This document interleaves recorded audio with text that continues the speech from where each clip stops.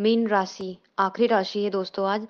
ये मीन राशि के ऊपर अभी क्या साढ़े साती चल रही है प्रथम ढैया, जो कि पूरे साल रहने वाली है। तो इस बार आपको मेंटल प्रॉब्लम तो रहेगा, पर उसमें भी एक थोड़ा बेनिफिट है। यदि आप आध्यात्मिक होते हैं, ध्यान मेडिटेशन करते हैं, तो फिर टेंशन की बात नहीं है। नमस्कार दोस्तों, मैं प्रज्ञा आपका हार्दिक स्वागत करती हूँ अपने प्रोग्राम में। दोस्तों, मेरा व्हाट्सएप नंबर है, यदि किसी को भी कुंडली से रिलेटेड जानकारी चाहिए, कुंडली बनवाना हो, तो आप इस पे संपर्क कर सकते हैं और इसके चार्जेस है। और यदि मेरा प्रोग्राम आपको अच्छा लग रहा है तो लाइक करें, शेयर करें, प्लीज सब्सक्राइब जरूर करें। दोस्तों, राहु का लग्न में गोचर कर रहा है तो दिमाग तो तेज दे देगा। और उसके साथ ही शनि की तीसरी दृष्टि गुरु पर पड़ रही है, तो मई से थोड़ा अभी टेंशन ज्यादा है। मई के बाद थोड़ा रिलीफ आपको दिखने को मिलेगा यहाँ पे। राहु का लग्न में गोचर गोचर करना और सप्तम में केतु को होना दाम्पत्य खराब यहाँ दर्शा रहा है, मतभेद बना रहेगा। वैसे मई के बाद ये चीज भी बदल जाएगी। राहु की जो पांचवी दृष्टि है पंचम भाव पर पड़ रही है, तो संतान की जो पढ़ाई होती है, प्राथमिक शिक्षा, उसमें थोड़ा भटकाव मिल रहा है देखने को। विवाह के योग भी नहीं है, संतान के योग भी नहीं है। और ये योग आपको मई के बाद आपको देखने के मिलेंगे। प्रेम संबंधों के लिए भी ये साल अच्छा नहीं है। राहु की जो सातवीं दृष्टि सप्तम भाव पर पड़ रही है, तो बिजनेस व्यापार में उठापटक रहेगी, स्थिर नहीं होने देंगे, क्योंकि साढ़े साती लगी हुई है। जब गुरु की दृष्टि नहीं पड़ेगी, जब तक ये समस्या आपको देखने की मिलेगी। यहाँ पे राहु की जो नवी दृष्टि है भाग्य भाव पर पड़ रही है, तो धर्म में आपको मतलब धार्मिक कार्य नहीं करने देंगे, धर्म से थोड़ा आपको विमुख रखेंगे। पर मई के बाद ये स्थिति भी आपकी चेंज हो जाएगी। शनि शनि आपके जो शनि आपके हैं 12th से गोचर कर रहे हैं, जो कि मैंने बताया कि साढ़े साती का प्रथम साल है, तो चिंता तो रहेगी। और वाणी की तीसरे भाव को देख रहे हैं, जहाँ पे देवगुरु बैठे हैं, तो वाणी का थोड़ा प्रॉब्लम रहेगा, कड़वाहट देखने को मिलेगी यहाँ पे। मानो आप कुछ भी नॉर्मल बोलते हैं तो शायद दूसरे को बहुत चुभ जाएगी ये। तो थोड़ा मेंटल प्रॉब्लम भी यहाँ देखने को मिल रहा है मई तक तो। और धन संचय, क्योंकि धन भाव के कारक गुरु है और गुरु को ही देख रहे हैं वो, तो धन संचय में थोड़ा प्रॉब्लम हो गया। और जब अत्यधिक व्यय करवाएंगे, क्योंकि व्यय हाउस में बैठे हैं।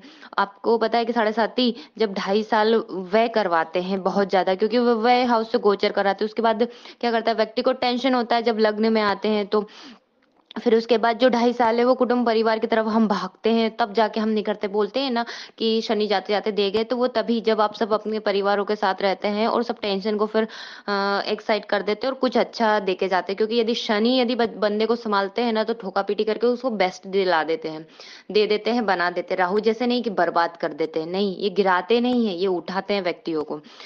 और अभी राहु भी गुरु के घर में मीन में है, जो कि धन के कारक होते हैं। और तीसरी दृष्टि शनि से दृष्ट है, तो धन से थोड़ा यहाँ ये साल प्रॉब्लम में रहेगा। इसलिए आप श्री सूक्त की 16 आहुति हर शुक्रवार को शुक्र के होरा में दे दीजिए, या फिर सोमवार को भी आप दे सकते हैं। छोटा सा ही हवन है, उनको पर डे कर लीजिए। यदि आप श्री सूक्त करते हैं तो फिर विष्णु सहस्त्रनाम भी जरूर करिए, तो आपको बहुत अच्छा रिजल्ट यहाँ देखने को मिलेंगे।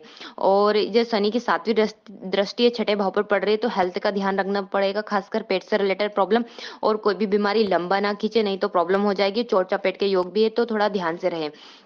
इसके साथ ही यदि आप साधक है तो फिर बहुत बेस्ट है, क्योंकि गुरु धन भाव में बैठे और अष्टम भाव को देख रहे हैं। तो ये क्या सिद्धियों का घर होता है, तंत्र मंत्र और जो रिसर्च वाली फील्ड होती है, इसके लिए बेस्ट है। तो आप फिर प्रॉब्लम तो आएगी, ऐसा नहीं है। तो फिर आप बोलेंगे कि मेरा ऊपर वाला है ना, मैं क्यों देखूं, वो संभाल लेगा सब, वैसा हो जाएगा। यहाँ पे गुरु की जो पांचवी दृष्टि है अभी वर्तमान में छठे भाव पर पड़ रही है, तो जो आपको जो थोड़ा प्रॉब्लम हो रहा था हेल्थ में, उसमें थोड़ा रिलीफ दे देंगे, वहां बचाने का कार्य करेंगे। मानो आपको लोन लेना है या कुछ आप प्रॉब्लम में फंस गए थे, तो वहां पे भी ये हेल्प करेंगे। गुरु की सातवीं दृष्टि अष्टम भाव पर पड़ रही है, तो रिसर्च वाली फील्ड के लिए बहुत अच्छा, और साधना के लिए ये समय बहुत बेस्ट है।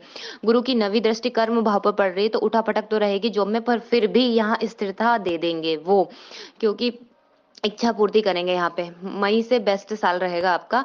मई से गुरु का गोचर तीसरे भाव से गोचर कर रहे हैं, जो कि काम त्रिकोण का है, मतलब अपनी इच्छा पूर्ति का भाव है ये।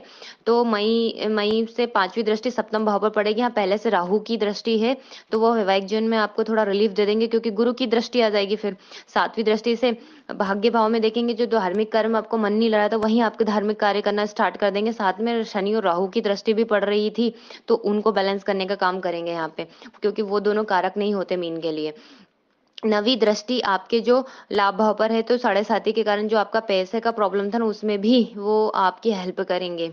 तो यही है दोस्तों कि इस बार संतोष में सुख रखिएगा, हनुमान जी की साधना करिएगा। ये साल आप पूरा हर राशि और लग्न के लिए हनुमान साधना यहाँ स्पेशल है।